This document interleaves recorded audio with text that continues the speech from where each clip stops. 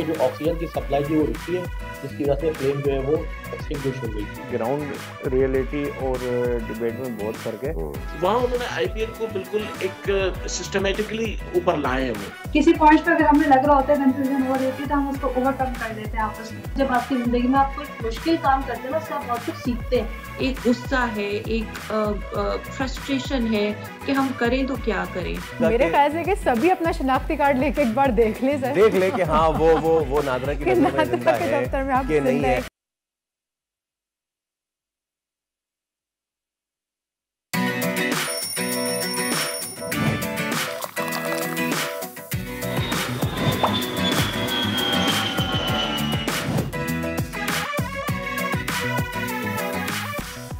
Karachi Korangi creek के गड्ढे में लगने वाली आग को बुझने के बाद फिर से जला दिया गया। गैस फैलने के खदशे के पेश नजर आग को फिर से भड़काया गया है। मुसलसल 18 रोज से गैस का खराज लोगों के मामले में दिलचस्पी और पुरस्कारियत बढ़ा रहा है। गैस आग का कोई हल है? माहिरीन से जानेंगे। कराची में पे दर पे ट्रैफिक हादसात, लोगों के बढ़ते गुस्से और इश्तियाल की वजह हुकूमत पर अदम एतमाद या कुछ और? जलाओ, घेराव और हंगामा आराई के पीछे छुपी नफ्सियात और वजूहात जानेंगे आज के प्रोग्राम में। पीएसएल में लाहौर के हाथों कराची को होम ग्राउंड पर बदतरीन शिकस्त। अहम तरीन मुकाबला भी शायकीन को मैदान तक नहीं ला सका। आखिर शायकीन की स्टेडियम से दूरी की वजह क्या है? सिंध में मलेरिया के केसेस में इजाफा, रवा साल से मलेरिया के 16,000 से जायद केसेस रिपोर्ट। कराची में सबसे ज्यादा केसेस रिपोर्ट। मर्ज से बचने के लिए कौन सी एहतियाती तदाबीर जरूरी हैं, बताएंगे आज के प्रोग्राम में। और थर जीप रैली में मां बेटी की धूम। वुमेन कैटेगरी में अमरीन फराज और हुमैमा फराज ने सबको पीछे छोड़ दिया। फखरे पाकिस्तान आज दुनिया बोल है में होंगी हमारी मेहमान। अस्सलाम वालेकुम, खुश आमदीद एंड वेरी गुड मॉर्निंग। आप देख रहे हैं दुनिया बोल है और मैं हूं सोनिया सुंदर। मैं हूं सैयद फैसल करीम। उम्मीद करते हैं कि आपके दिन का आगाज अच्छा हुआ होगा और आप सब खैर खैरियत से होंगे। इससे पहले कि हम अपने मौजू की जानिब बढ़ें, आज का आगाज़ में हम आपको एक तशवीशनाक खबर से आगाह करें। जब हम सारे सो रहे थे, यानी मंगल और बुध की दरमियानी रात, तो उस वक्त 5.6 शिद्दत ज़लज़ले के शदीद झटकों ने आवाम को हिला के रख दिया। ये ज़लज़ले के झटके लाहौर और गिरदनवा, इसके अलावा इस्लामाबाद, रावलपिंडी, स्वाबी, दी, स्वात, मालाकंड और चित्राल समेत कई शहरों में महसूस किए गए और पेशावर, एबटाबाद और बटाग्राम में भी ज़मीन लरज़ उठी। मुकामी वक्त के मुताबिक रात 4:13 पर यह ज़लज़ला आया और इसकी 5.6 इसकी शिद्दत थी। शिद्दत इतनी ज़्यादा थी कि लोग नींद से जाग गए और खौफजदा हालतों में घर से बाहर निकल आए। अमरीकी जियोलॉजिकल सर्वे के मुताबिक हिंदुकुश रीजन अफगानिस्तान में ज़लज़ले की शिद्दत 5.6 और गहराई 69 किलोमीटर रिकॉर्ड की गई। चलिए, हमने कल भी इस चीज़ का जिक्र किया था और कल इस चीज़ के साथ जिक्र किया था। सबसे पहले हम ही ने आपको बताया था कि जो कोरंगी क्रीक में आग लगी है वो खुद ब खुद बुझ गई है, लेकिन फिर हुआ ये कि ये जो गड्ढे की आग बुझी थी और उसके बाद इसको गैस फैलने से रोकने के लिए दोबारा इसको आग लगाया गया है। माहिरीन की निगरानी में महफूज तरीके से यहाँ पे आग लगाई गई। मौके पर हिफाजती इंतजामात अब मज़ीद सख्त कर दिए गए। फायर ब्रिगेड का अमला भी मौजूद है। 18 रोज़ बाद अचानक ये आग बुझी थी गुज़िश्ता रोज़, और आग बुझने के बाद गैस का अखराज जारी था। पूरे इलाके में गैस के अखराज के बायस बू जो है ना वो बहुत ज़्यादा फैल गई। बिल्कुल ऐसा ही है और गैस के अखराज के बायस जो है लोगों को उसके करीब जाने से रोक भी दिया गया था। आग की वजह जो थी वो ज़मीन से निकलने वाली गैस का प्रेशर जो है अभी तक बरकरार है। आग 29 मार्च को कोरंगी क्रॉसिंग के करीब निजी सोसाइटी के खाली प्लॉट पर पानी की बोरिंग के दौरान भड़क उठी थी और कोरंगी में लगने वाली आग का पाकिस्तान एटॉमिक एनर्जी कमीशन ने सर्वे भी किया था। पाकिस्तान पेट्रोलियम लिमिटेड और ऑयल कंपनी के हुकाम ने आग की वजूहत बताने के लिए सर्वे किया था, जबकि कुछ टेस्ट भी करवाए गए थे और हुकाम के मुताबिक 18 रोज़ से जो मुसलसल ये आग जल रही थी उसकी मॉनिटरिंग भी की जा रही थी। चलिए इसी पे बात कर लेते हैं। आज हमारे साथ स्टूडियोज़ में गेस्ट भी मौजूद हैं और हम जानने की कोशिश करेंगे कि आखिर ये कौन सी गैसेस हैं। क्या ये कोई ख़तरनाक मामला है? जैसे बुझा दी गई तो वो कितनी ख़तरनाक गैसेस हैं कि बुझने के बाद वो इंसानी जान को नुकसान पहुंचा सकती हैं, और ऐसा कितनी बार पहले भी हो चुका है। हमारे साथ मौजूद होंगे माहिर अर्जियात जामिया कराची से डॉक्टर अदनान खान, और इसके अलावा chief fire officer Humayun Khan भी आज हमारे स्टूडियो में मौजूद हैं। तो हुमायूं साहब, सबसे पहले तो अस्सलाम वालेकुम, बहुत शुक्रिया आपका, थैंक यू सो मच।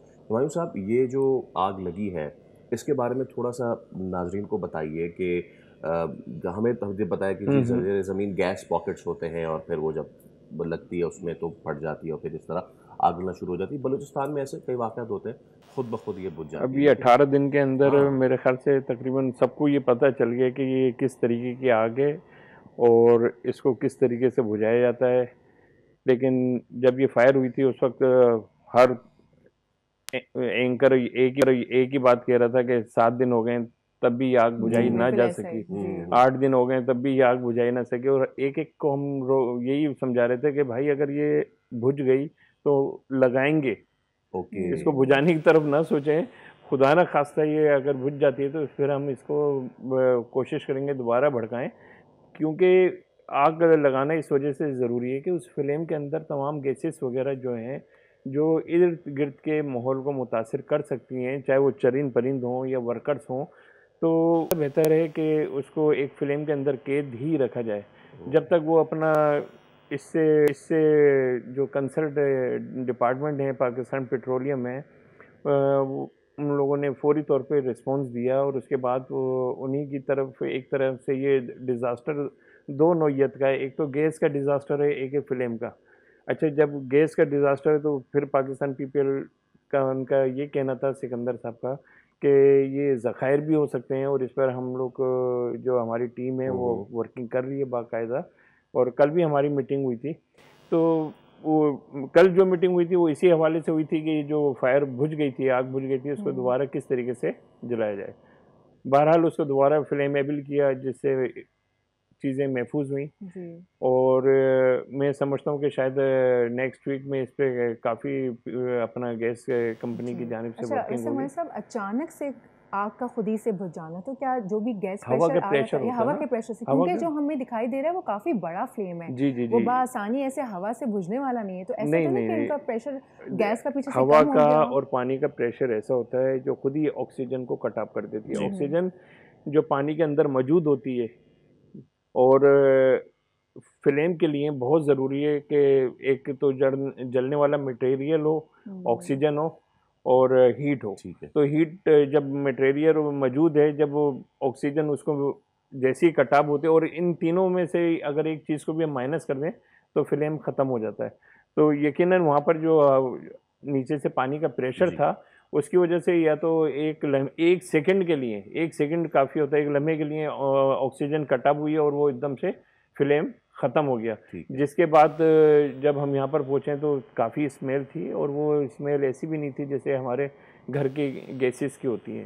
मैं भी पॉसिबल है जी बिल्कुल ऐसी। डॉक्टर अदनान से भी बात कर लेते हैं। डॉक्टर अदनान, आपको भी वेलकम करते हैं शो में। अदनान साहब, ये बताइए कि इस चीज़ पे हम पहुँच पाए हैं कि ये गैस कौन सी है या गैसेस कौन सी हैं, और क्या ये इंसानी जान के लिए मुज़िर हैं कि हमने दोबारा इसको भड़काया है सो दैट ये गैस उसी फ्लेम में कैद रहे और फिजा में ना फैले?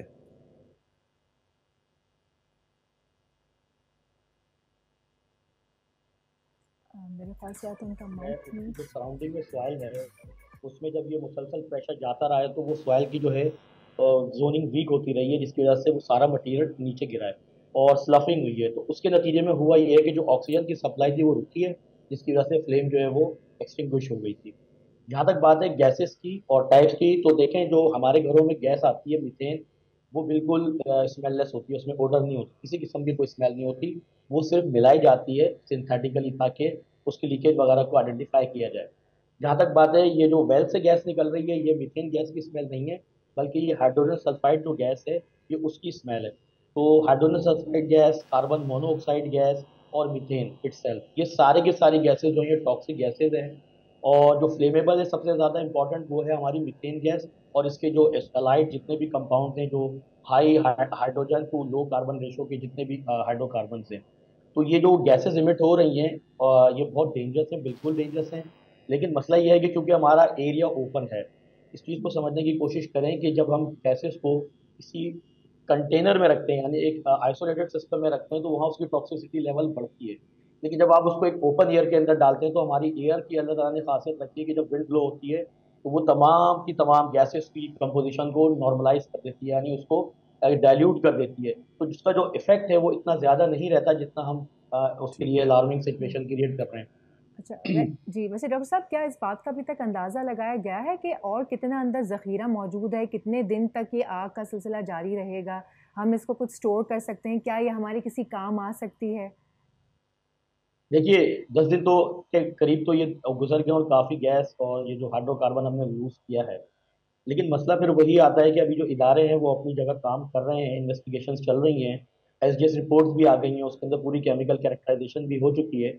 अब मसला ये है कि जब तक कि इसकी ड्रिलिंग की जाए या इसके ऊपर केसिंग करके इसके प्रेशर को गेज किया जाए और वहाँ पे साइस्मिक सर्वे वगैरह रन किए जाएँ, तब जाके जो है असल पोटेंशियल का पता चलेगा वहाँ पर एग्जैक्टली है क्या और ठीक क्यों है। है। ये वाला फेज अभी तक हमारे पास किसी इदारे ने नहीं शुरू किया। अभी तक सिर्फ ये समझ लें कि फॉरेंसिक्स चल रही है कि उसके अंदर ये बेसिकली जो गैसेज आ रही हैं उनकी क्या टाइप है, कहाँ से आ सकती है, पॉसिबिलिटीज पे काम हो रहा है। तो इसको थोड़ा एडवांस लेवल पे ले जाने की ज़रूरत है और वहाँ पे सराउंडिंग में जो जियोफिजिकल सर्वे होते हैं हमारे, उस तरीके के सर्वेस रन किए जाए और देखा जाए नीचे के पहले की स्ट्रक्चर है या कोई पॉकेट जो प्लूम जो है वो गैसेस का या हाइड्रोकार्बन का वहाँ एग्जिस्ट करता है। अगर करता है तो वो किस डेप्थ के ऊपर है।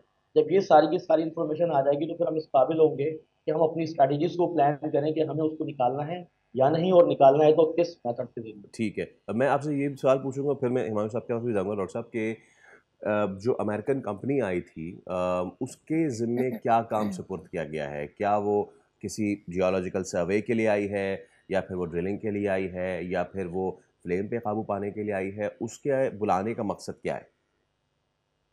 देखिए जिस कंपनी के, आई थिंक आप किस कंपनी का नाम जिक्र कर रहे हैं? जो अमेरिकन कंपनी आई है जिसको बताया गया कि इनको बुलाया गया है। Halliburton. Yes yes Halliburton yes. की बात कर रहे हैं। हैलीबर्टन कंपनी बेसिकली देखें सर्विस प्रोवाइडर, यानी कि वो मतलब ये कि एक्सप्लोरेशन कंपनी नहीं है। उनकी रिग्स होती हैं, उनके सिस्टम होते हैं, ज़ाहिर है उनकी सर्विसेज इसलिए ली जा रही हैं कि वो जाके सारे सर्वे वगैरह करें और चेक करें नीचे क्या हो सकता है। तो उनकी इंफॉर्मेशन जब आ जाएगी तो एग्जैक्टली पाकिस्तानी कंपनी इस काबिल हो जाएंगी कि उससे ओके फर्दर जो है इंटीग्रेट कर सके नॉलेज को कि क्या करना है। ओके ठीक है। हिमांशु साहब, जैसे कि आपने भी कहा, अच्छा बलूचिस्तान में इस तरह की लगती रहती है आग और वो खुद ही हो जाती हैं। अच्छा, मेरा पूछने का मकसद ये है कि वहाँ पे कभी 5 दिन कभी 6 दिन में वो मामला डाई डाउन हो जाता है।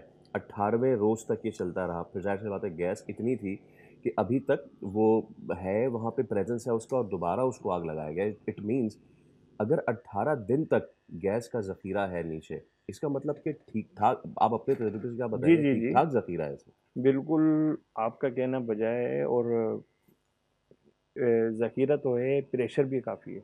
क्योंकि एक तो जैसे मैं आपसे बैठ के स्टूडियो में डिस्कस कर रहा हूँ, एक ऑन ग्राउंड पे काम करना, बिल्कुल। जब वो फ़िल्म की बारी आई जलाने की तो बहुत से लोग वैसे ही शॉर्ट हो गए जो मशवरा दे रहे थे। कि इसमें आग तो लगा, इसमें आग लगा। इसमें आग, तो मकसद कहने का ये है कि ग्राउंड रियलिटी और डिबेट में बहुत फ़र्क है। हुँ, और ये है कि जब ये फायर हुई है तो हमने जब रिस्पॉन्स किया है तो उस वक्त ही मैंने अपनी टीम को डायरेक्टिव दे दी थी कि आग को बुझाना नहीं है, क्योंकि इस तरीके की फाइट्स बलूचिस्तान में होती हैं। और जो छोटी फाइट्स होती हैं, हमारे अपना कुरंगी में ही हुई थी अभी स्ट्रीट के ऊपर, गैस अच्छा। गैस की वजह से। तो उसका अमूमन होता ये है कि उसको ना गैस कंपनी वालों को हम कॉल करते हैं ताकि वो गैस कनेक्शन को मुनक़ता करें। ऑक्सीजन एक तरह से कट जो ऑफ कर मैंने दें। आपको डिस्कनेक्ट बताया करने था के जी, कि जी, लिए। जलने जी। वाली मटेरियल है उसको मूव कर दिया जाए जी, तो बिल्कुल। आग बुझ जाती है। तो जब हमने यहाँ पर तो इस तरीके की कोई सिचुएशन ही नहीं थी, तो सुई सदरान वालों से रब्ता किया तो उन्होंने भी हमें यही बताया कि मकसद हमारी कोई लाइन नहीं है। फिर बीच में ये अपना जब पीपीएल से रब्ता किया तो उन्होंने कहा 2 दिन 4 दिन देखें इसको और वेट एंड सी की पॉलिसी पर, और मे बी पॉसिबल हो सकता है हम ईद के बाद आपको खुशखबरी सुनाएं। हुँ, तो मुझे लग रहा है कि ओके। इंशाल्लाह अच्छा, चलिए ये बड़ी आप हम खबर हमें दे के जा रहे हैं। तो मे बी पॉसिबल है कोई अच्छे नताइज हों, क्योंकि कल भी हमारी जब ब्रीफिंग हुई है तो सिकंदर साहब भी साथ थे और उनका यही कहना था कि पीपीएल ये से? जी जी, पाकिस्तान पीपीएल जी, के जी, वो जो कमेटी इन्होंने बनाई है उसके हेड है ना। ठीक है। तो ये है कि अभी फर्दर इस इस जो पे काम हो जो रहा है। वीक चल रहा है ठीक है, इसके अंदर काफ़ी चीज़ें सामने आ जाएंगी। और इंशाअल्लाह अल्लाह ने चाहा कि अगर कोई अच्छी न्यूज़ हुई तो वो भी अच्छी ही ज़बरदस्त। गुड बहुत अच्छी न्यूज़ है। बात है। और खुदा ना खास्ते जैसे ये टेक्टोनिक प्लेट्स की वजह से जो गैसेस वगैरह पैदा हो ओके, जाती हैं तो उसकी भी लिमिटेशन का प्रेशर से अंदाज़ा लगाया जाएगा कि प्रेशर कम हो रहा है या ज़्यादा हो रहा है या प्रेशर लेवल बरकरार है। ठीक तो है। उससे फिर अंदाज़ा हो जाता है कि ये जब प्रेशर टूट रहा है, कल अगर ये 100 था और आज ये 70 पे या 50 पे आ गया है, तो आदमी समझ जाता है कि इस डिप्लीट अब हो रही है। ख़त्म हो रही है। खत्म हो रही है। ठीक है मालिक साहब, बहुत शुक्रिया तशरीफ़ लाने के लिए। डॉक्टर आज़म आपका भी बहुत शुक्रिया। और हमारे वो जाते जाते हमें एक छोटी सी ब्रेकिंग दे गए हैं। हुकूक के इस पे तस्दीक बाकी है, लेकिन इस पे PPL भी सर जोड़ के बैठी है कि क्या यहाँ पे कोई इस तरह की पॉजिटिव आउटकम हो सकती है। By positive outcome we mean अगर हो जाए तो बहुत ही कोई ज़बरदस्त ज़खायर बात हो है। सकता है जिससे मामला हो सके। तो चले इस पे तो हम आगे चल के ज़रूर बात करेंगे। अब हम बात कर लेते हैं कुछ स्पोर्ट्स की, और PSL के सनसनीखेज़ मुकाबले जारी हैं। खैर गुज़िश्ता रात जो हुआ वो सनसनीखेज़ तो बिल्कुल भी नहीं था।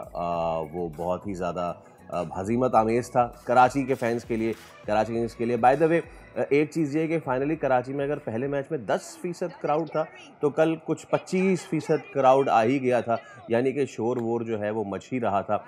लेकिन फिर हुआ ये कि कराची किंग्स वाले फैंस जो थे उनको बिल्कुल भी अच्छा नहीं लगा होगा कि वो 25% भी जो आए थे वो कराची किंग्स जो है वो। कल मैं भी वहाँ पर मौजूद थी मैच देखने के लिए। जी 10:15 बजे स्क्रीन पे आ गई थी। आ गई थी, आपने देख जी हाँ, लिया था नहीं बिल्कुल। वो सब नहीं देखा था। तो खैर अब हुआ लेकिन फिर आप यकीन करें मैं खुद भी वहाँ बैठी हुई थी, मतलब जो क्राउड मैं एक्सपेक्ट कर रही थी ना वो उतना क्राउड नहीं था। मैं तो और जितना भी था ना, जब कोई छक्का चौका पड़ता था, आप जी यकीन वो करें शोर तो वो। लोग इतना शोर करते थे, मतलब लोग आना चाहते हैं, हाँ, लोग लेकिन इंथुजियास्टिक हैं देखने अब के लिए। वो सारे शोर जो है वो लाहौर किंग्स की इनिंग्स, सॉरी लाहौर किंग्स कहती है मैंने, लाहौर कलंदर्स की ही इनिंग्स में मच रहा होगा, क्योंकि फ़खर जमान ने एक जी, बार जी, फिर बिल्कुल प्रूफ कर ऐसे दिया। है। कमाल इनिंग्स उन्होंने खेली और कमाल इनिंग्स खेली। और लेकिन अब सिचुएशन ये है, इशू ये है कि स्पेक्टेटर्स ग्राउंड नहीं आ रहे।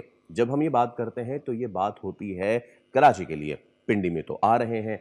तो अब वजह क्या है, इसका एक कॉन्टेक्स्ट ये भी है कि 2016-17 पे जब PSL वापस दुबई से पाकिस्तान आया है, उस वक्त तो भर भर के लोग थे। उस वक्त इतने लोग हुआ करते थे कि जो स्टेयर्स होती हैं चढ़ने के लिए उस पे भी उधर लोग भी लोग बैठे बैठे हुए थे। So what's the exactly. Problem. हम मैच पे भी तो बात करेंगे, लेकिन क्रिकेट एक्सपर्ट सैयद हैदर हमारे साथ मौजूद हैं। हैदर भाई आज आपसे गुफ्तगू का, वैसे तो अस्सलाम वालेकुम, गुड मॉर्निंग। आपसे गुफ्तगू का आगाज़ ही हमने इस बात पे करना है हैदर साहब कि उस वक्त के जिस वक्त ज़्यादा सख्तियाँ थीं, ज़्यादा पाबंदियाँ थीं, गाड़ी आप आगे नहीं ले जा सकते थे, सड़कें बंद होती थीं और लोगों को जो है वो, लेकिन उसके बावजूद लोग एंथुजियास्ट होते थे।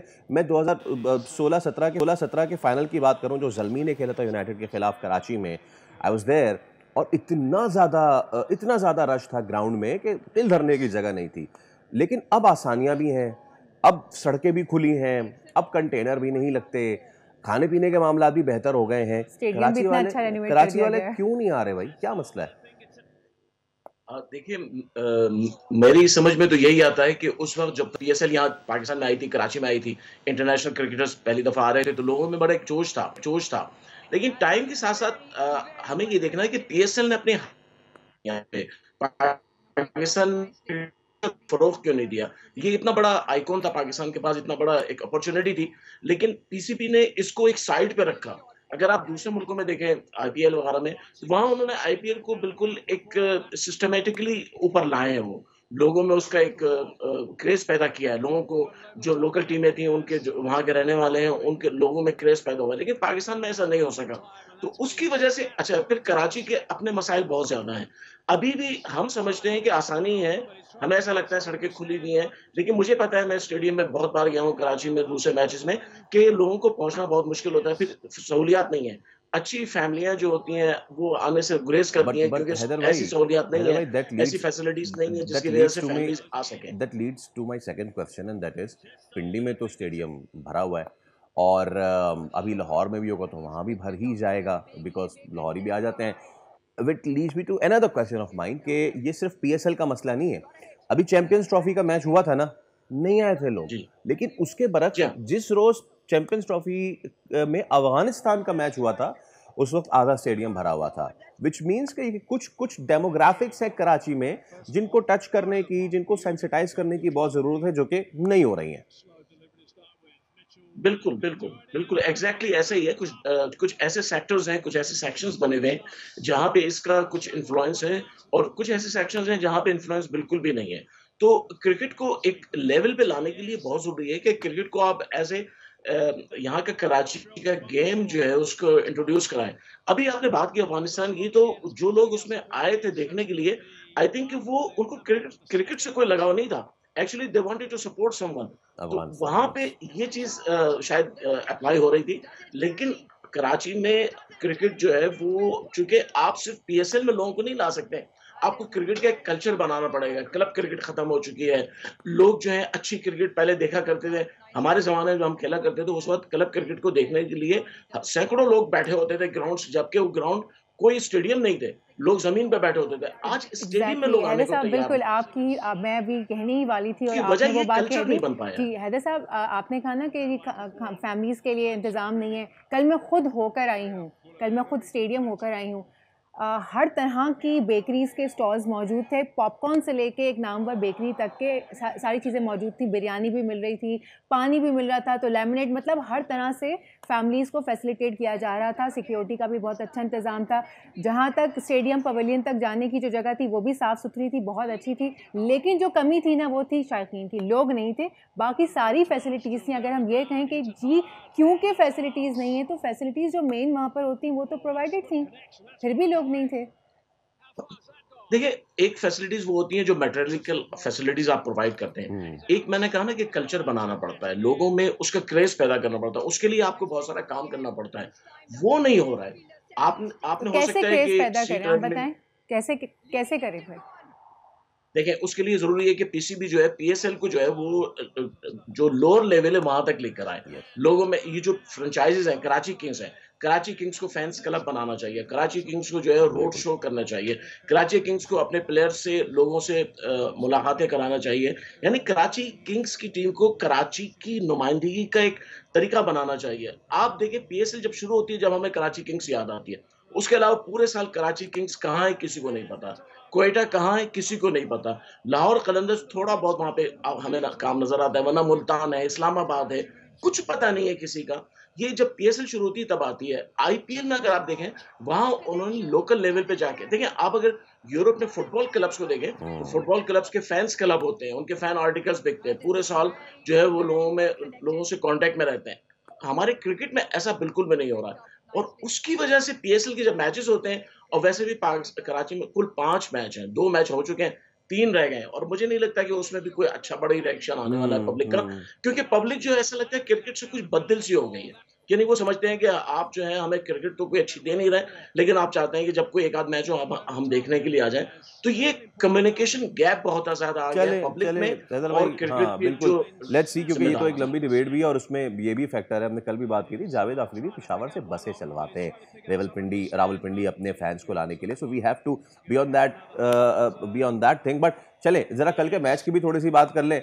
और कराची किंग्स कभी वो कहते हैं ना, कभी चले तो चांद तक, वरना कल हो गई उनकी शाम।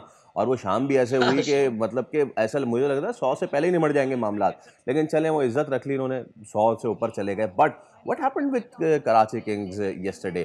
क्या उनका कॉम्बिनेशन ठीक नहीं है, स्पिनर की कमी है? मीनवाइल लाहौर कलंदर्स, उन्होंने बड़ा ज़बरदस्त खेला। फ़खर जमान का फॉर्म में आना वो हमें अच्छा भी लग रहा है, और तकलीफ इसलिए भी दे रहा है कि काश फ़खर आप चैंपियंस ट्रॉफी से पहले अनफिट ना हुए होते। बिल्कुल बिल्कुल सही बात है। मैं समझता हूँ लाहौर कलंदर्स ने अपने पहले मैच हारा था, उसके बाद उन्होंने थोड़ा सा अपना जो है प्रिपरेशन को सही किया। अपना जो उनकी मिडिल ऑर्डर है, कल उसने अच्छा परफॉर्म किया। हालांकि आप देखें उनके 2 विकेट जल्दी गिर गए थे, लेकिन उसके बाद भी उनके मिडिल ऑर्डर ने, डैरन मिचेल दुनिया के माने हुए प्लेयर हैं, चेमिस बड़ा अच्छा खेले थे, तो बड़े अच्छे फॉर्म में बैट्समैन है उनके पास वो मिडिल ऑर्डर में। कराची किंग्स में जो ड्रॉबैक हुआ कि कराची किंग्स की जो पिछले मैच में भी अगर आप देखें,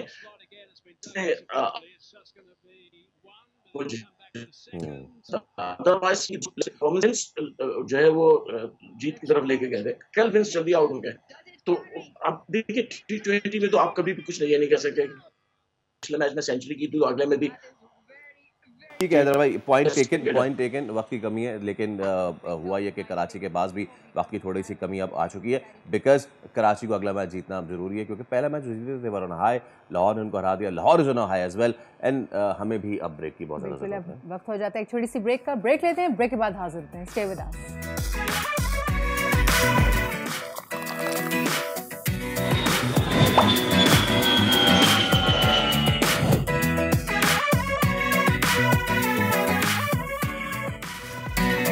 वेलकम बैक जनाब। एक माँ ही अपनी बेटी को कामयाब बनाती है। शायद ये अल्फाज आपने कई बार सुने होंगे, मगर इसका अमली सबूत एक बार फिर थर्ड डेजर्ट जीप रैली में देखने को मिला, जहां खवातीन कैटेगरी में पहली पोजीशन अपने नाम करने वाली अमरीन फराज और उनकी बेटी उमैमा फराज साथ साथ नजर आई। आपको याद होगा फैसल, लास्ट टाइम हमने बुलाया था दीना और उनके वालिद रोनी, जो दोनों आए थे और कितना अच्छा लग रहा था। वो अपने वालिद से मुतासर होकर इधर जो है मोटर स्पोर्ट्स में आई थी, और मुझे लग रहा है अब यहाँ पे भी वही सीन होने वाला है। एब्सोल्युटली। चलिए, तो अब हम आपकी मुलाकात करवाते हैं अमरीन और हुमैमा से, और आप दोनों को हम वेलकम करते हैं। बहुत बहुत मुबारक हो सबसे पहले तो अमरीन फराज और हुमैमा फराज आपको। और आई मीन अनस्पीकेबल, बहुत ही ज़बरदस्त। एक माँ बेटी की बॉन्डिंग वैसे ही बड़ी ज़बरदस्त होती है, but bonding to this level कि जहाँ पे you are winning the desert rally, it's commendable. तो सबसे पहले मैं वालदा साहिबा से शुरू करना चाहूँगा। अमरीन साहिबा, how is the feeling after winning the rally? अल्लाह का शुक्र है, मुझे बहुत अच्छा लगा। मैं यहाँ पर सीखने के लिए आई थी ऑफ रोडिंग में। मुझे यहाँ पर इंट्रोड्यूस कराया। ड्राइविंग तो मैं बहुत सालों से कर रही हूँ, तो लेकिन इधर की ड्राइविंग जो है वो एक अलग ही स्टाइल है यहाँ का ना। तो मैं वैसे ही 4 रैलियाँ कर चुकी हूँ, और ये 5वीं रैली थी, थर्ड रैली, और सब में मैंने पोडियम लिए, सब में मैंने विन किया है। अच्छा अमीर, वैसे तो मैं आपको बताऊं, मेरे को होस्ट ने भी आपसे इस तरह कहा कि सबसे पहले तो मैं माँ से पूछना चाहूँगा, क्योंकि दोनों में पता ही नहीं लग रहा कि माँ कौन है बेटी कौन है।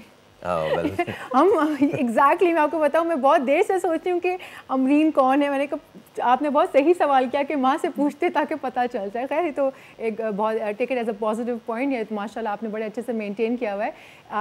एक होता है कि जीन में होता है, ब्लड में होता है स्पोर्ट्स ना, और फिर वो आगे नस्ल दर नस्ल चलता है। क्या आपकी फैमिली में पीछे से कोई आपके फादर, कोई नाना दादा कोई थे स्पोर्ट्स में, जो आपको शौक ऐसे डेवलप हुआ? क्या मोटिवेशन थी आपकी कि इस फील्ड में आप आई? मेरा और मेरे खुद के वालिद दोनों ही माशाल्लाह से फुटबॉल प्लेयर रह चुके हैं, और मेरे चाचा तो बेहतरीन फुटबॉल प्लेयर थे। राजस्थान रियासत टाउन के कोई टीम थी, वहाँ पर उन्होंने हमको बताया भी था, और उनकी वो बेसिकली शायर भी हैं, जफ़र मोहम्मद खान जफ़र नाम है, और उन्होंने अपने बुक में मेंशन भी किया है इसके हवाले से कि वो फुटबॉल टूर्नामेंट की चैंपियन भी रह चुके। तो शायद ये जेनेटिक, हाँ ब्रिटिश उसमें, तो अब ये कि शायद जेनेटिकली मुझ में भी ये जर्म्स आए कि मैं एक आर्टिस्ट भी रही हूँ। गुज़िश्ता मतलब 2016 से मैंने द थिंग इज़ के यू नो जब ड्राइवर हैं और ड्राइवर के साथ जो उनके नेविगेटर हैं जी, तो वो बहुत अच्छी उनकी केमिस्ट्री होना बहुत ज़्यादा ज़रूरी है। बिकॉज लोग ये समझते हैं कि ड्राइव करना इज़ द होल थिंग, लेकिन नेविगेटर का जो है वो भी बड़ा अहम रोल होता है। हाँ, तो Humaima, you are back with us, please continue कीजिएगा। हाँ, मेरा जो नेविगेटिंग एक्सपीरियंस जो है बिल्कुल फर्स्ट टाइम था। बल्कि मैंने तो पहले सोलिस्तान में भी की थी अपनी मदर के साथ, और अभी मैंने इसमें भी किया था डेजर्ट में। और अल्हम्दुलिल्लाह मैं ये कहूँगी कि अल्लाह का शुक्र है कि हमारी आपस में है अंडरस्टैंडिंग, हम लोग कवर कर जाते हैं। किसी पॉइंट्स पर अगर हमें लग रहा होता है कंफ्यूजन हो रही होती है, तो हम उसको ओवरकम कर लेते हैं आपस में। ये है कि हम लोग अपने इसके साथ से कंप्लीट करके ट्रैक कर लेते हैं। बाकी मेरा बैकग्राउंड ये है कि मैं एक इलेक्ट्रिकल इंजीनियर हूँ, और मैंने ऑटोमोटिव इंजीनियरिंग में एक गाड़ी बनाई थी शालीको मैराथन में। मैंने डिप्लोमा भी किया हुआ उसमें, और मुझे रेसिंग फील्ड से मुझे ऑब्सेशन थी 11 साल की उम्र से, और मैं काफ़ी गेम्स वगैरह में भी इंटरेस्ट रखती थी। और मैंने आहिस्ता आहिस्ता करके यहाँ पर जब मुझे पता चला इतना अच्छा यहाँ पर रैलीज होती हैं, तो मैंने खुद कोशिश की कि मैं अपनी मदर को इंट्रोड्यूस करूँ एज अ ड्राइवर, क्योंकि I have seen her match skills in driving and she literally drives the best car I have ever known. वाह, माशाल्लाह माशाल्लाह। वैसे अमीन मैं आपसे पूछना चाहूँगी कि बीइंग अ मदर, ख़वातीन का जो दिल होता है ना ममता से भरपूर होता है। अपनी बेटी को इस तरह से बोलना थोड़ा सा अपने आप को कड़क करना पड़ता है। फिर तो आपने कैसे ये वाली फीलिंग को फेस किया अपनी, कि मैं एक इट्स अ टफ जॉब कि आप एक रैली में आप भेज रहे हैं, तो एज अ मदर आपने कैसे हैंडल किया इस चीज़ को? देखिए, एज अ मदर तो बहुत सारी हमारी अपनी लाइफ में इतनी परेशानियां होती हैं, आप सबको पता है, कोई किसी की ज़िंदगी अब आसान रही नहीं। तो रैली तो हमको और मजबूत बनाती है। और हमें एक प्रैक्टिस मिल रही है, हमें एक पेशेंस की प्रैक्टिस मिल रही है, हमें जिंदगी गुजारने की प्रैक्टिस मिल रही है। तो वो कोई गलत चीज थोड़ी, हम शादियां भी तो करते हैं, लड़कियों को न जाने कौन कौन से घरों में जाती है, ये भी तो करते हैं। हम नॉर्मल सोच रखने वाले जो लोग होते हैं वो यही सोचते हैं, और ये गलत बात भी नहीं, शादियां भी होती है लाइफ में। लेकिन ये जो चीज है, जब आपकी जिंदगी में आप कोई मुश्किल काम करते हैं ना, उससे आप बहुत कुछ सीखते हैं। तो मेरे लिहाज से मैं नहीं समझ सकती कि इन कामों को करने में लड़कियों पे पाबंदी लगाए। इसको तो नहीं करना चाहिए, क्योंकि मौत जिंदगी तो अल्लाह के हाथ में। यहाँ मौत खेलते हैं, ये बात है, हम यहाँ मौत से खेलते हैं, तो क्या हम जिंदगी में रोज नहीं खेलते? यस। अच्छा, मुझे अमरीन ये बताइए कि now coming to the motor sport, हमारे मुल्क में बहुत ज़बरदस्त ट्रैक्स हैं, हमारे पास डेजर्ट ट्रैक्स हैं, उसमें ग्रेवल भी हैं, राइट फ्रॉम गडानी का ट्रैक टू सफरंगा का ट्रैक, बहुत ही खूबसूरत और ज़बरदस्त ट्रैक्स हैं। आप क्या समझती हैं एज अ रेसर कि इंटरनेशनल लेवल, हम डाकार रैली की बात कर लें और दीगर रैलीज़ की बात कर लें, हमारे रेसर्स का टैलेंट कैसा है और हम वहाँ तक, हमें इंटरनेशनली अक्लेम्ड होने में हमें कितना टाइम लगेगा? हमारे पास बहुत अच्छे डेजर्ट्स हैं, ये बात तो आपने बिल्कुल सही की, और हमारे पास टैलेंट की भी कोई कमी नहीं, मगर वही मसला है कि यहाँ एक दूसरे की जो ब्लैक पुलिंग है ना, उस चीज़ को ख़त्म होना चाहिए और एक फेयर गेम होना चाहिए। वैसे माशाल्लाह होता तो है, लेकिन कुछ लोगों की वजह से हमें भी प्रॉब्लम हुई है, और जो नए आने वाले थे उनको भी प्रॉब्लम होती है, और कुछ बहुत से लोग हैं जो बेचारे यहाँ से डिसहार्टेंड होकर चले गए। ये चीज़ नहीं होनी चाहिए। जब हम एक मुल्क में रहते हैं और इतना खूबसूरत डेजर्ट,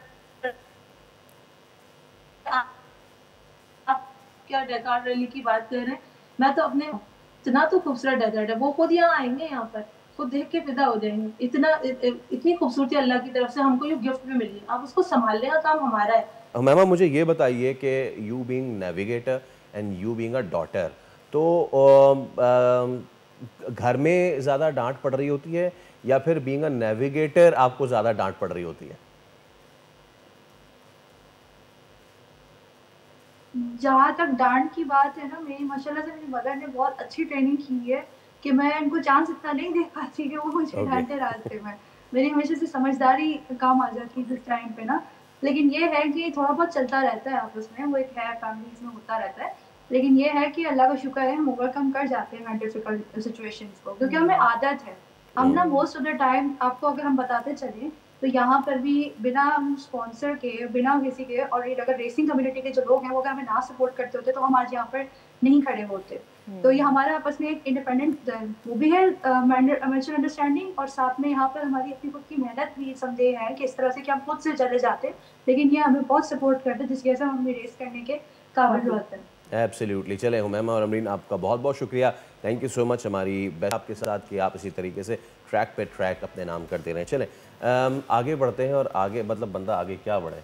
नादरा ने एक बंदे को इतना आगे बढ़ा दिया कि वो जिंदा है लेकिन वो दुनिया से जा चुका है। ऐसे कैसे हो गया? ये आप वीडियो दिखाएं पहले सर, छोड़ें हम आपको क्या बताएं। वीडियो दिखाइए ज़रा, दिखाइए। ये देखें, अब ये हुआ ये, देखिए हुआ ये मामला, ये हुआ कि ये एक शख्स थे और नादरा के डेटा में ये मुर्दा करार दे दिए गए थे। फिर ये जो वैसे इसमें जो लोग WWE या उससे पहले WWF देखते थे, उनको अंडरटेकर का वो स्लैंग याद आ जाएगा होगा कि डेड मैन वॉकिंग। ये डेड मैन जो है वो खुद वॉक करते हुए नादरा के सेंटर पहुंच गए और फिर उन्होंने बताया कि भाईजान मैं ज़िंदा हूँ। फिर उन्होंने कहा कि आपकी बीवी का नाम, उन्होंने कहा बीवी का नाम क्या, वो तो मेवा है, क्योंकि आप लोगों ने तो मुझे मार दिया है। मेरे ख्याल से कभी कभी हो जाती है सोनिया ऐसी, लेकिन ये बहुत बड़ी मिस्टेक है, ये बहुत बड़ी मिस्टेक है। और अच्छे खासे मतलब बेचारे कोई वो बहुत ऐसे भी नहीं है कि कोई बहुत ही बुजुर्ग थे तो उन्होंने शायद सोचा होगा कि ये इतने हैं तो निकल गए होंगे। इसका क्या मतलब है? बुजुर्ग है तो उनको जीने का हक नहीं है? अगर बुजुर्ग हैं और जिंदा जावेद हैं तो फिर कैसे आप कर सकते हैं? लेकिन चले, इस तरह की मिस्टेक्स आ जाती हैं। आई होप कि वो रेक्टिफाई हो गई होंगी। और मैं चाहूंगा मेरे ख्याल से कि सभी अपना शनाख्ती कार्ड लेके एक बार देख ले सर, देख ले कि हाँ वो नादरा की नज़र में जिंदा है कि नहीं है। तो फैसल मेरे ख्याल से आप प्रोग्राम करें, मैं जाती हूँ ज़रा नादरा के दफ्तर देख के आऊँ कि मैं डेड डिक्लेयर तो नहीं हूँ। पता चले कौन बैठी प्रोग्राम कर। आप ऑनलाइन भी चेक कर सकती हैं कि आप लाइव है कि नहीं है, या फिर आप एज लाइव हो गई है, अल्लाह ना खास्ता, अल्लाह ना करे। मेरा ख्याल है कि चेक कर लेना बेहतर है। ब्रेक लेते हो जरा, हम भी चेक करके आते हैं। Let's take a break.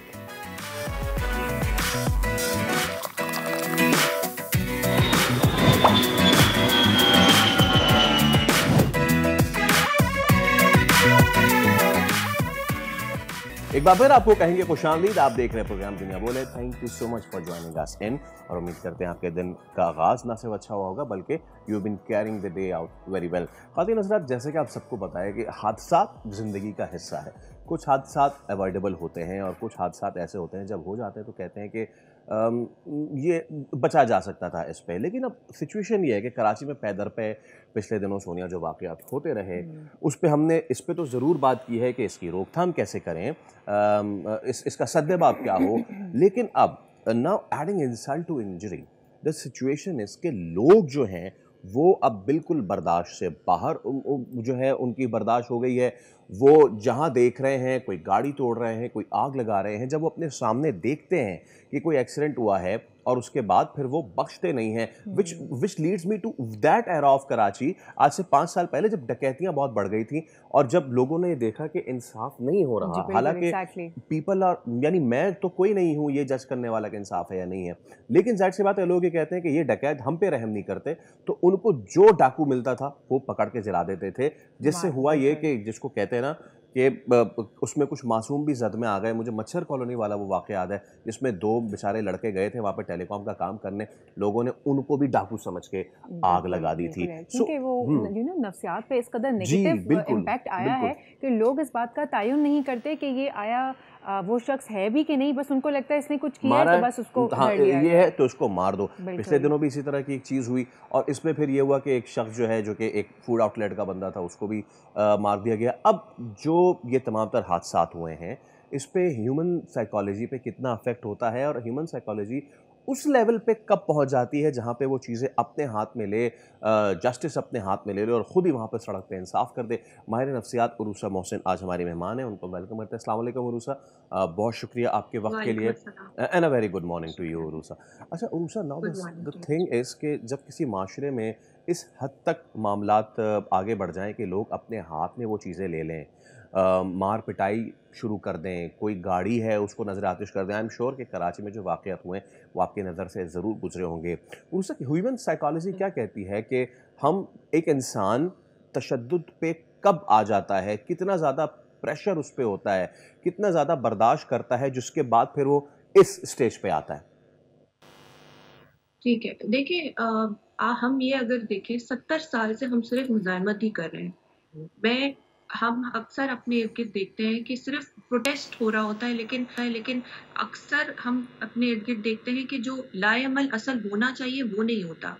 आपने सिर्फ ये देखा होगा कि गाड़ियां जली और अक्सर लोगों में मारधार हुई और एक्सीडेंट्स हुए, तब भी लोगों ने जो है कुछ इसके बारे में कुछ किया नहीं। होता ये है कि हम अगर अपने माशरे में देख रहे हैं कि जुल्म है लेकिन उस पर इंसाफ नहीं हो रहा और हमारे लीडरान जो हैं वो कुछ कर नहीं रहे, तो लोग फ्रस्ट्रेशन का शिकार हो जाते हैं, लोग अपने हाथ में लेना शुरू कर देते हैं चीज़ों को, जिसकी वजह से हम ये अक्सर देखते हैं कि जो भी आपके दुकानें हैं, शॉप्स हैं, उनको जला रहे हैं, कुछ पता नहीं क्या करना है, लेकिन they are just doing it out of frustration. एक गुस्सा है, एक फ्रस्ट्रेशन है कि हम करें तो क्या करें। और थोड़ा सा हम और इसको मजीद देखें तो अभी जो पिछले दिनों भी हमने देखा कि फ़लस्तीन में जो कुछ हुआ उसके बाद जो कराची में या दीगर ममालिक में हमने देखा कि आपने दुकानें जला दी, आपने जो है अपने ही लोगों की रोजी रोटी पे आपने कुचल दिया उसको। तो ये सब क्या है? वाई इज इट कि हम इतनी सी चीज़ नहीं समझ पा रहे कि अगर आपने कुछ बेहतरी लानी है तो आप कोई और तरीका भी हो सकता है इसको करने का।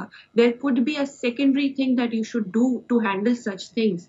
कभी भी आप इस किस्म के माशरे में हम देखते हैं कि इंसाफ नहीं होता तो लोग फ्रस्ट्रेशन का शिकार होके उसके बाद जो है चीज़ों को अपने हाथ में इस तरीके से लेते हैं कि उनको समझ में नहीं आ रहा हो तो हम करें तो क्या करें। ये आपके अपने लोग हैं, ये आपका अपना इंफ्रास्ट्रक्चर है जिसको आप तबाह कर रहे हैं जी। तो this is not done, this is not how things should be.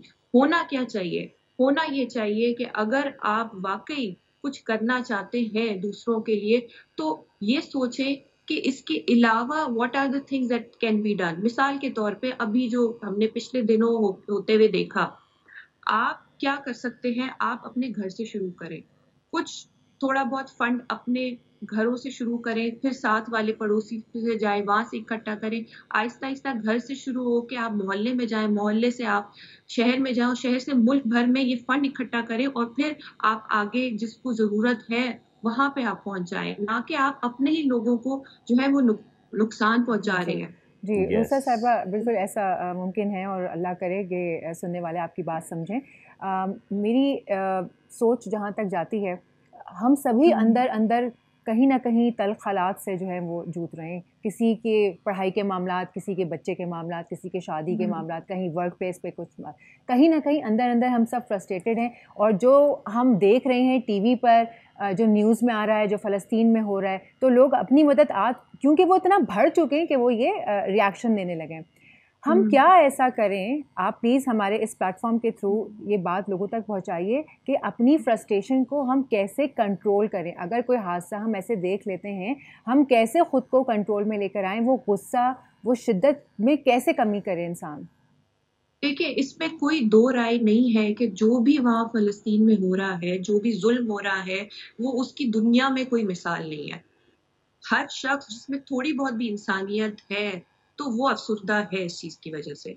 लेकिन हम ये देख रहे हैं, आम शख्स ये देख रहा है कि ऊपर के लेवल पे कुछ हो नहीं रहा।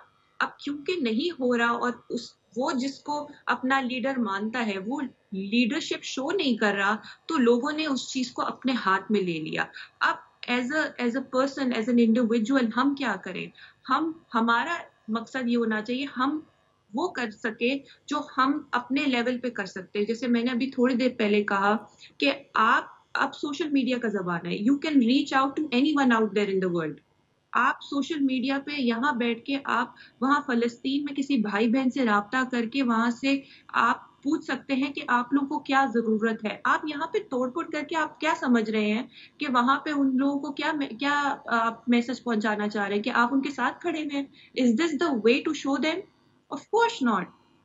आप देखिए, आप फंड्स, मैंने जैसे कहा, अभी पिछले दिनों आपने ये देखा होगा कि हड़ताल हो गई, हड़ताल कॉल की। इसका क्या फायदा हुआ? इसका कोई फायदा नहीं हुआ। होना ये चाहिए था कि आपको एक दिन एक्स्ट्रा काम करें आप, और वो तमाम फंड जो इकट्ठा हुआ गवर्नमेंट का कि हम ये आगे पहुंच जाएंगे वहाँ पे। और उसा मेरे ख्याल से आप उन माशरों की बात कर रही हैं जो इनकी लिटरेसी बहुत है या फिर जो पॉलिटिकली गाइडेड हैं। पाकिस्तान का माशरा, सॉरी टू से, हम मॉब हैं, हम एजिटेटेड हैं, लेकिन देखें, हम सारा मलबा तो लोगों पे नहीं उतार सकते ना। अगर हम आज हमारी कौम लिटरेसी के उस लेवल पे नहीं है, तो उसके ज़िम्मेदार कहीं ना कहीं वो तमाम तर मुक़्तदर लोग हैं कि जिन्होंने हम में लिटरेसी आम नहीं की, पहली थी। दूसरी चीज़, नाउ द थिंग इज़ कि मैं आपसे साइकोलॉजिकली ये पूछना चाहूँगा कि जब हम इस लेवल पे कब पहुँचते हैं, जब हमारे जहनों में ये आ जाए कि ये डाकू जिसने घर में डकैती मारी है, ये पुलिस वाला इसको छोड़ देगा, ठीक है, तो हम इस लेवल पे आते हैं। हम इस लेवल पे तब आते हैं कि जब दम पर एक शख्स को मारे, एक औरत को मारे, फिर एक बच्चे को मारे, फिर एक मियाँ बीवी को मारे, और वो मारता ही चला जाए और उसके बाद उस पर कोई कार्रवाई ना हो, तब भी तो हम पहुँचते हैं ना इस लेवल पे।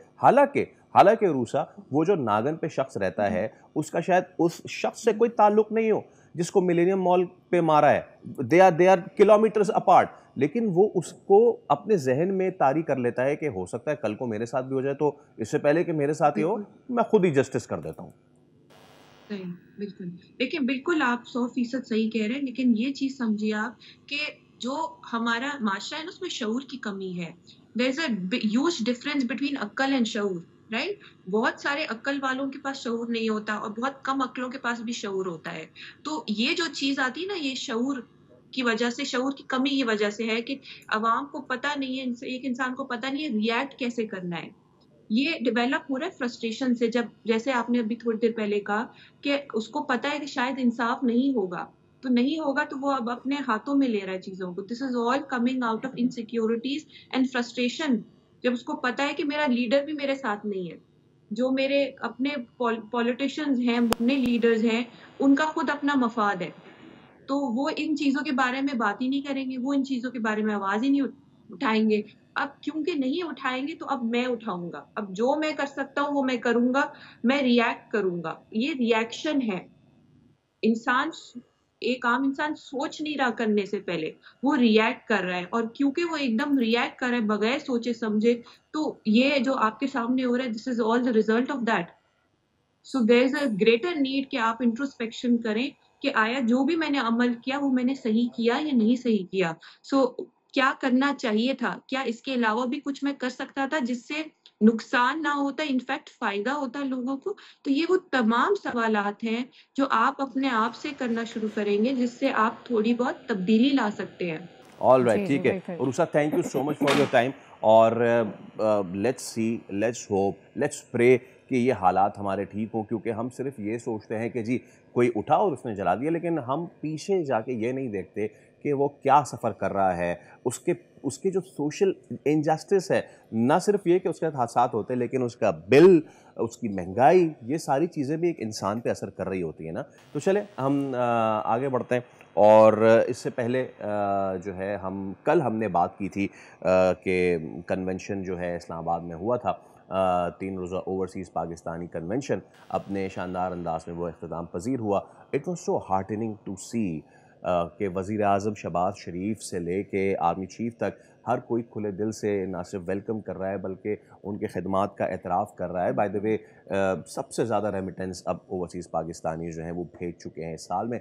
और इस कन्वेंशन में army chief general Asim Munir भी शरीक थे, और उनका कहना था कि पाकिस्तान की तरक्की के रास्ते में जो हायल होगा हम उससे उसको रुकावट जो है उस दूर कर देंगे। और ओवरसीज़ पाकिस्तानी हुकूमती माशी पॉलिसियों को कैसे देखते हैं, इसी पर बात करने के लिए हमारे साथ आज स्टूडियोज़ में मौजूद हैं ओवरसीज़ पाकिस्तानी चौधरी अयाज साहब। उनके हम आपसे मुलाकात करवाते हैं। अयाज साहब, अस्सलाम वालेकुम, thank you so much for coming, it's pleasure of hosting you. और सबसे पहले तो ये चीज़ के बीइंग एन ओवरसी पाकिस्तानी, हम आप लोगों का इसलिए भी शुक्रिया अदा करते हैं क्योंकि आप मुल्क की मईशत को बढ़ावा देने में बहुत जो है वो किरदार अपना अदा कर रहे हैं। सबसे पहले तो please talk me through the experience. Pakistan की तारीख में पहली बार ओवरसीज़ कन्वेंशन हुआ है, right? So how was it, कितना कारगर साबित हुआ? आई थिंक बिग मूव है। पहले कभी किसी ने इनिशिएटिव नहीं लिया, एक फियर था वहाँ पे लोगों में, क्यों कोई प्लेटफॉर्म नहीं है, right?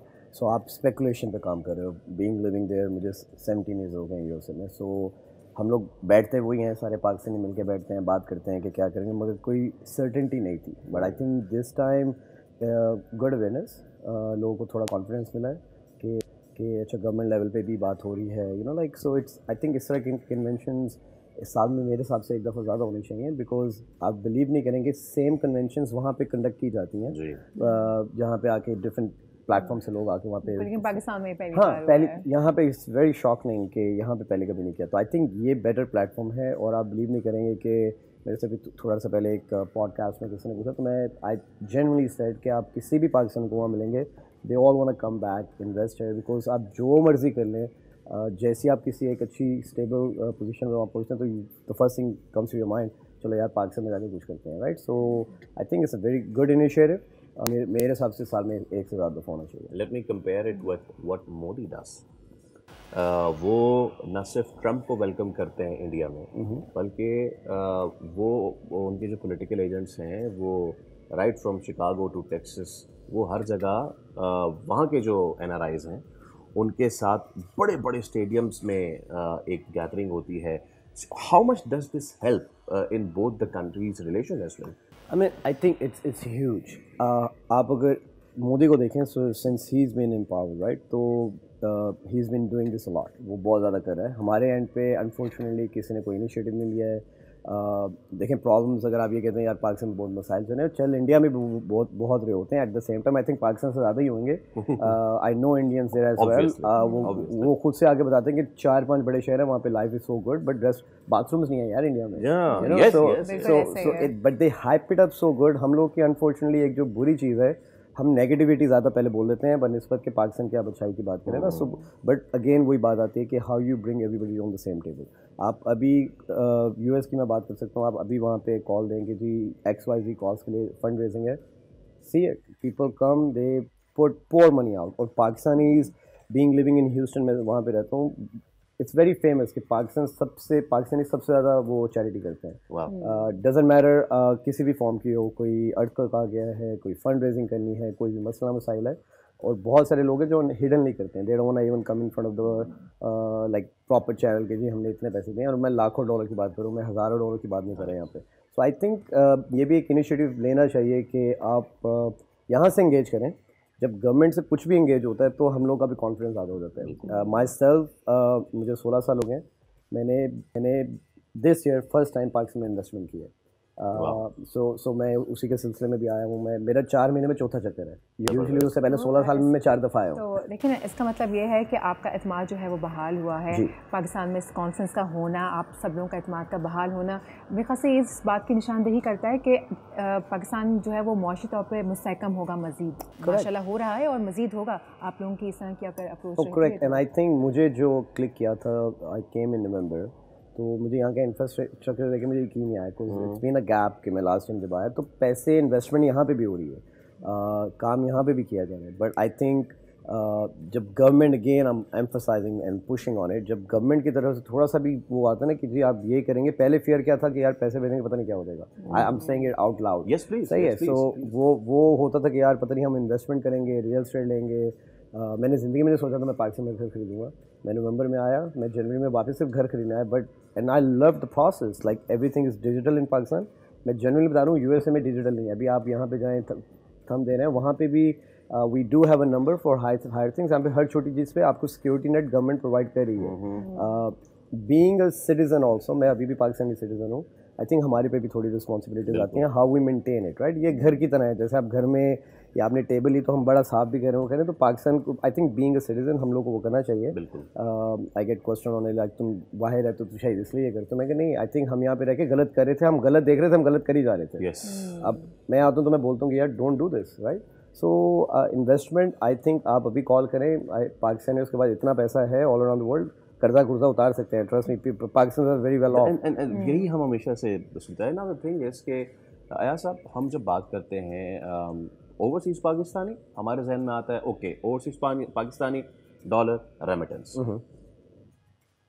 Should it be just limited to remittance? Because obviously remittance is a good thing, but जैसे कि आप कह रहे हैं कि इस बार कॉन्फ्रेंस से जो मुझे लुक एंड फील जा रहा है कि हमने रेमिटेंस से भी एक स्टेप आगे आए हैं, and that is investment in the country, that's the FDI. ठीक है, तो वो एफडीआई जो हम किसी दूसरे मुल्क से कराएं on their terms, why not engage our people, our own people?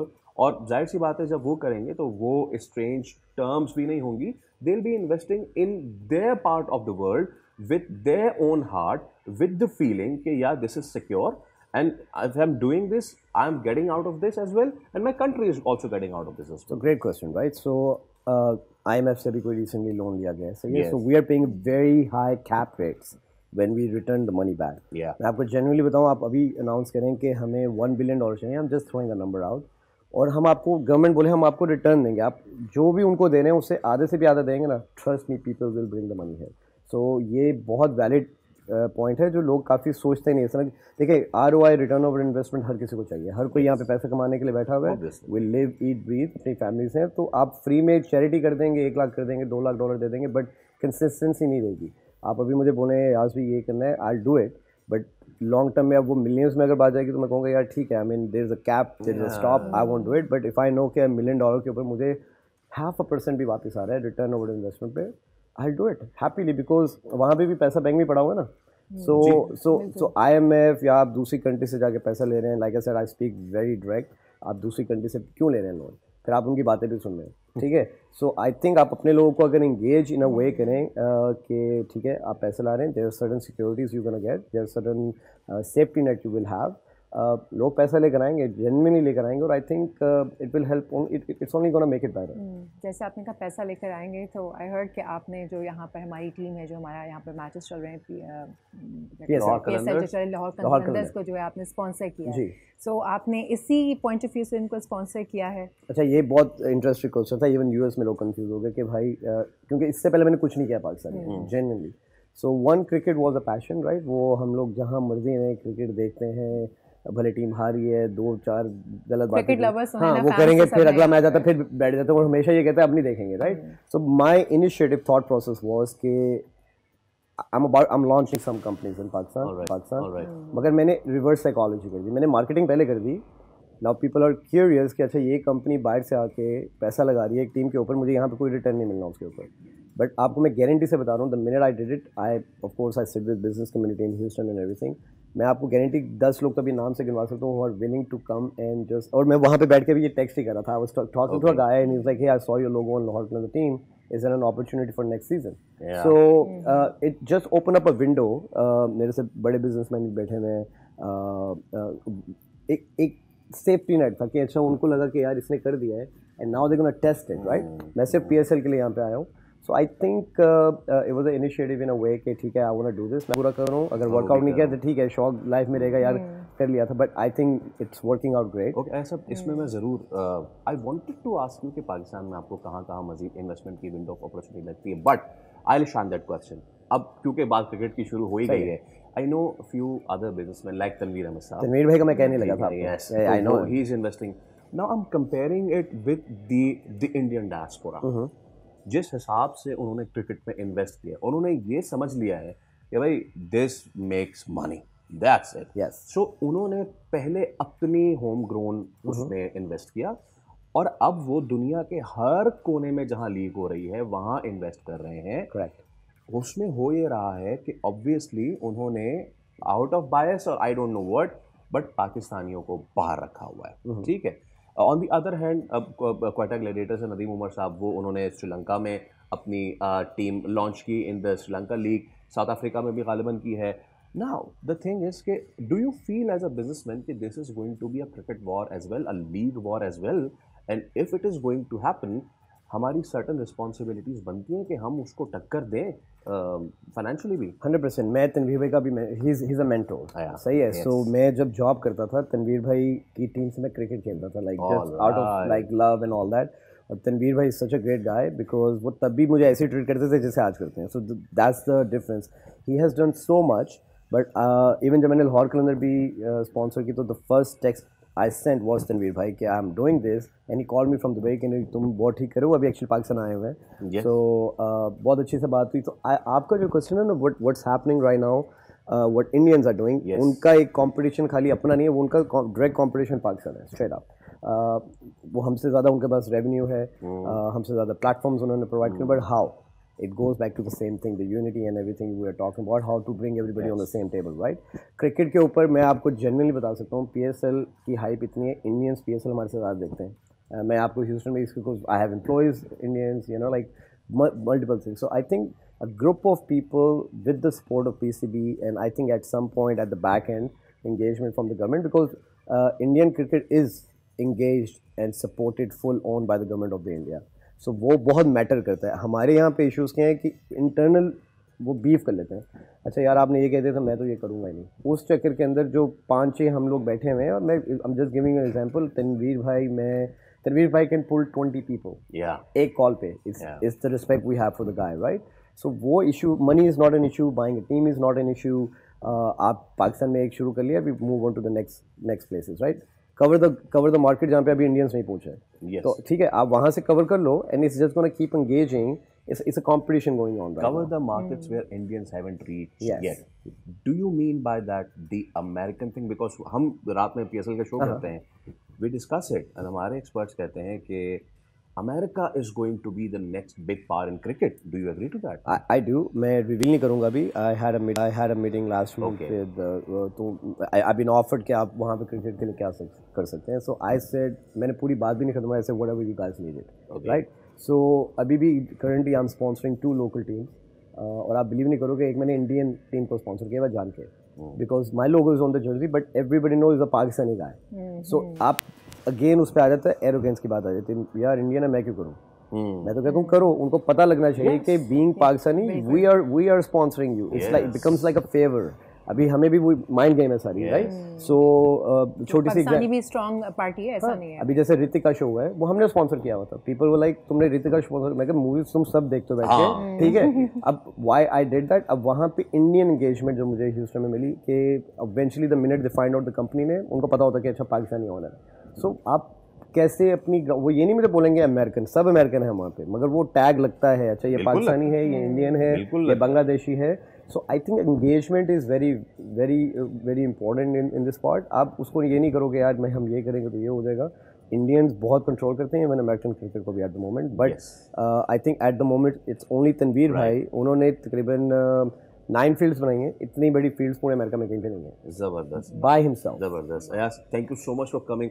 हमारी ना सिर्फ बेस्ट ऑफ लक है आपके साथ, बल्कि एक्सपेक्टेशंस भी है, because you being Pakistani living over there, हमारी आपसे बहुत एक्सपेक्टेशन है. आई विश एंड होप के you today you are investing in the team, tomorrow you bring one of yours. No, inshallah.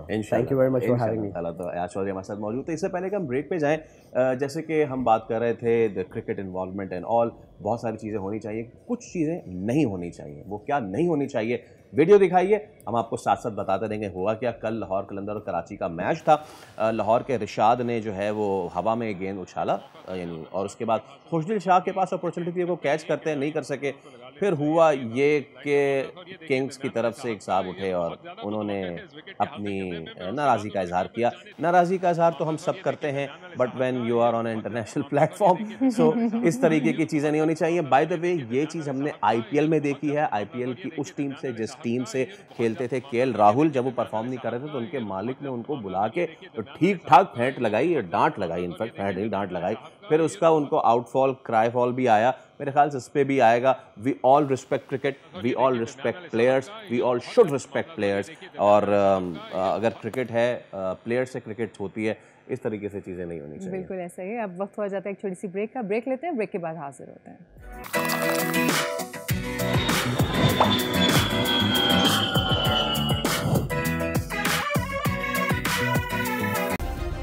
Subscribe करें और बेल दबाएं ताकि कोई खबर रह न जाए.